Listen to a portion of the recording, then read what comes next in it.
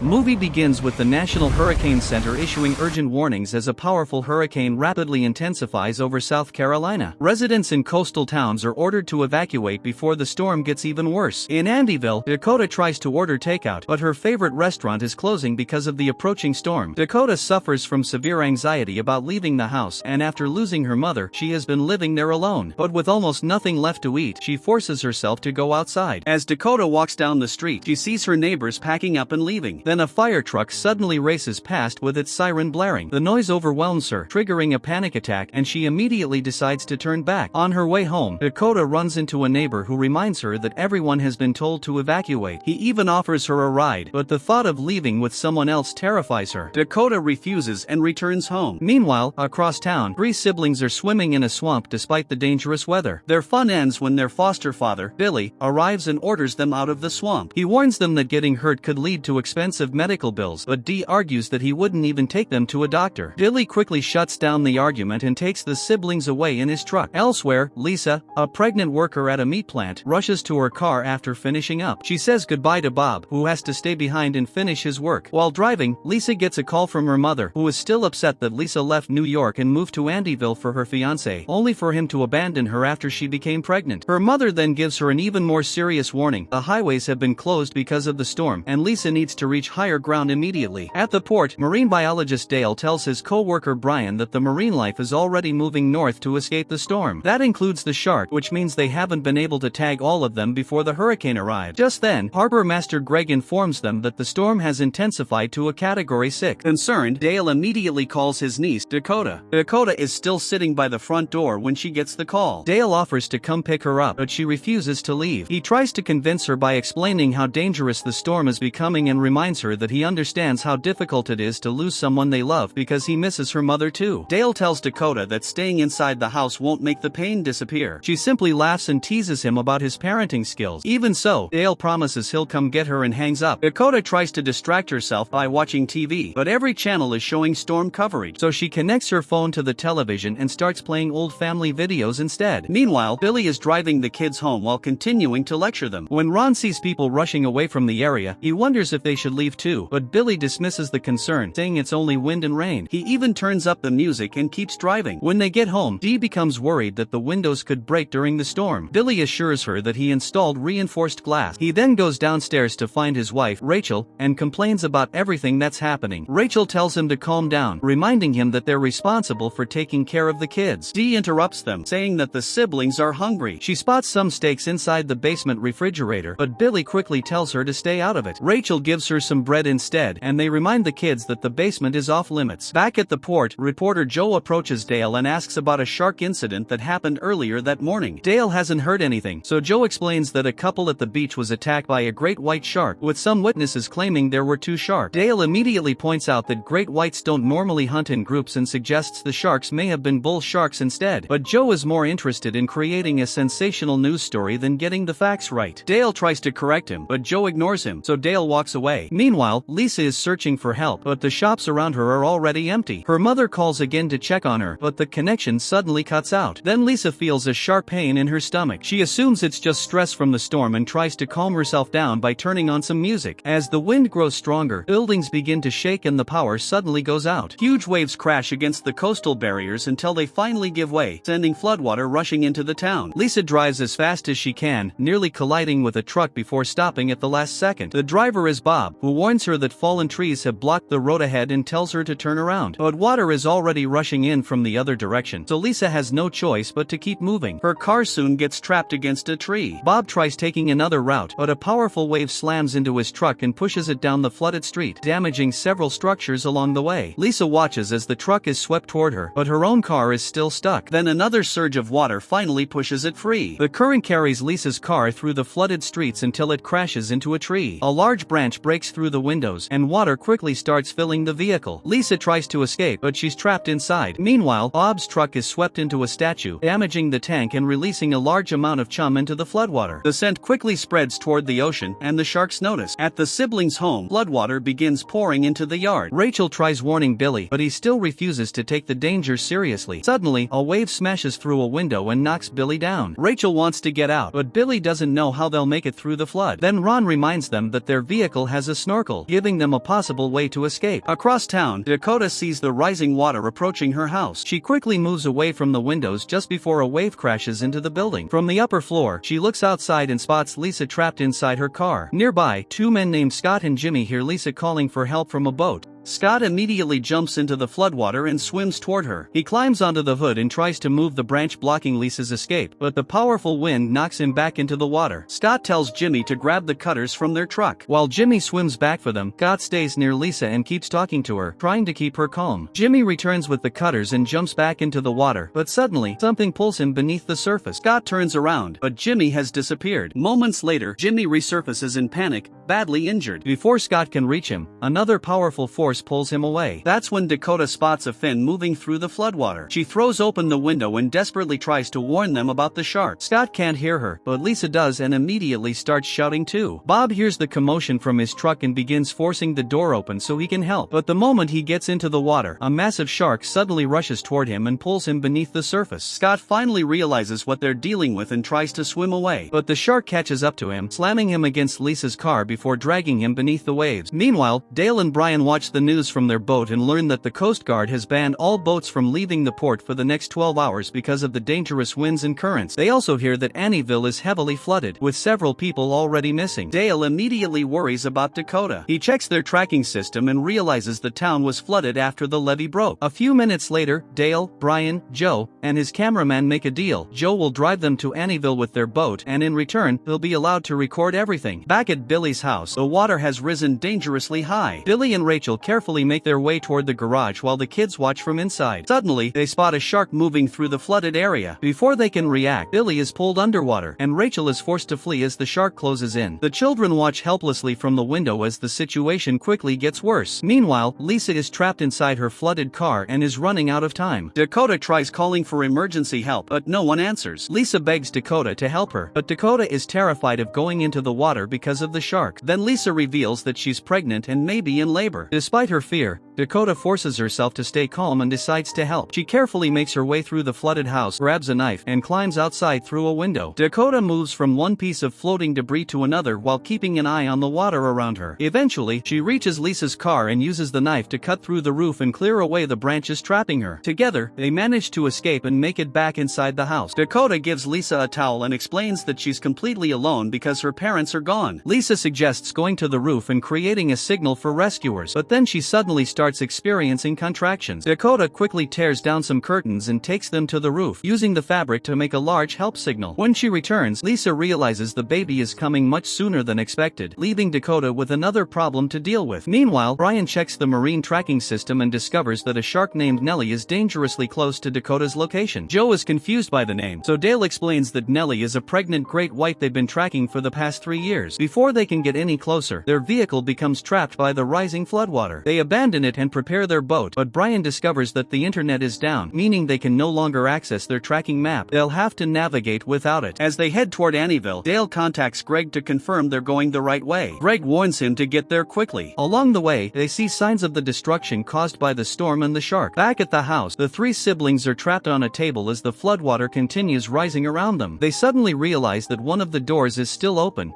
which could allow a shark to enter. Dee carefully moves across the furniture to reach it, but just as she's about to close the door, a shark pushes its way inside. Dee barely manages to hold on as the water surges around her. Ron waits for the shark to move into another room and carefully follows the same path across the furniture. He reaches Dee just in time and helps keep her from falling into the water. Back on the table, Ron suggests they move to the roof, but his siblings are too scared to leave. The water is still rising, and two sharks are circling the house. They realize they need a distraction, so Dee remembers there's meat stored in the basement. Before they can make a plan, Billy suddenly emerges from the water and climbs onto the table. He asks about Rachel, and Ron tells him what happened, then calls him out for leaving them behind. Billy insists he was going to return with help, but the kids don't believe him. He tries to convince them that sharks won't bother them, but they know they're in serious danger. Then Will finds an envelope floating in the water. Inside is a check the government sends every month to Billy and Rachel for taking care of the kid. The siblings finally realize that their foster parents were mainly keeping them for the money. Billy tries to defend defend himself, but the kids refuse to believe him. When Billy orders Ron into the water, Ron finally stands up to him. The argument gets heated, and when Billy tries to hit him, Ron blocks him. Dee uses the opportunity to knock Billy off balance, sending him into the flooded room. The sharks immediately swarm toward him, giving Ron the distraction he needs. Ron dives into the basement and grabs whatever he can find. On his way back, his sweater gets caught on a hook. A shark suddenly approaches, so Ron throws a nearby bucket to draw its attention away. He tears himself free and swims back toward the table, barely escaping another attack. Once they're safe, Ron opens the box he grabbed and discovers something that could completely change their chances of surviving: dynamite. Meanwhile, the water has reached the upper floor of Dakota's house, and Lisa's contractions are getting stronger. Dakota realizes she needs a boat, but getting through the shark-filled water is almost impossible.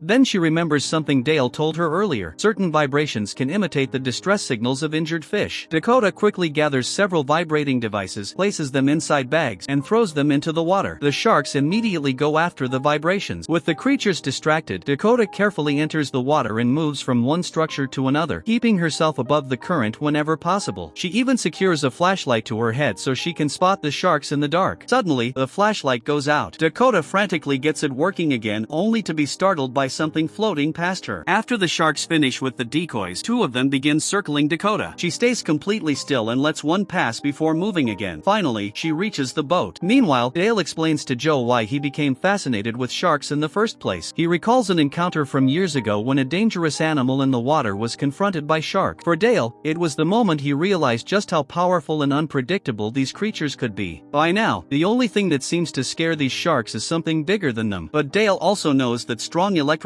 currents can temporarily disorient them. Just then, Brian finally gets a signal back on the computer. The results are terrifying. The entire flooded town is filled with sharks. Nearby, they discover an abandoned SWAT truck, and Dale finds several tasers inside. He realizes they might be useful against the sharks. Meanwhile, the storm has severely damaged Dakota's house, and the structure is beginning to collapse. The water has risen so high that Lisa is almost trapped against the ceiling. Hearing her cries for help, Dakota breaks into a nearby house and finds a harpoon gun. She brings it back just as Lisa realizes the baby is coming. Lisa tries to stay calm by playing music on her phone, but the house suddenly gives way. She falls into the water, yet manages to resurface safely, and the baby is born moments later. Lisa immediately holds her newborn, but the baby's cries attract a nearby shark. Lisa grabs a piece of wood and uses it to keep the creature away from her child. Another shark approaches from behind, so Dakota quickly fires the harpoon gun and scares it away. She then rows toward Lisa and helps her get into the boat. But before they can get to safety, a shark slams into the boat and sends them back into the water. Thankfully, Dale and his team finally arrive. Dale activates one of the tasers and throws it into the water, creating an electrical current that drives the sharks away. But one shark still refuses to back off. Just as it moves toward Lisa again, the massive great white Nelly suddenly appears and takes it down. Meanwhile, the three siblings put their plan into action. They attach the meat to the dynamite, activate it, and throw it into the flooded house. At first, nothing happened. Then Ron remembers that sharks are attracted to vibrations, so the siblings jump into the water several times to draw them toward the trap. It worked. The sharks quickly surround the dynamite. Ron gets caught for a moment when his sweater snags again, but he manages to free himself and hide with his siblings. Seconds later, the dynamite explodes, taking out the sharks and finally clearing the house. The siblings find Billy's keys and immediately escape in his truck. Meanwhile, Dakota, Lisa, and the baby are finally rescued. Dale and Dakota reunite, relieved to see each other safe. Brian lends Lisa his phone so she can call her mother and let her know that she and the baby are okay. As everyone leaves the flooded town, Joe continues recording the aftermath. But just when it seems like the danger is finally over, Greg receives another warning. Another powerful hurricane is approaching. And with that, the story comes to an end. I hope you enjoyed this story. Thanks for watching till the end.